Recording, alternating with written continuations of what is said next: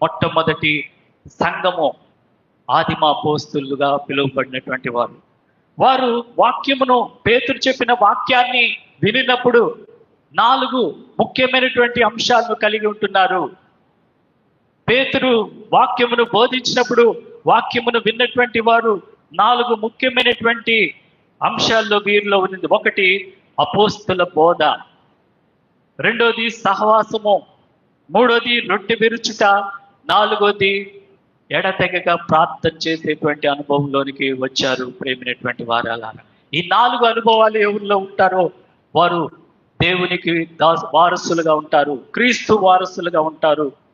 కాబట్టి అపోస్తలులు ఈ 4 అంశాల మీద వారు నిలకడగా ఉండి క్రీస్తు యొక్క వారసులుగా వాళ్ళు పిలువబడ్డారు. మనం కూడా ఆ రీతిగా ఉండాలి. అంటే మనము దేవుని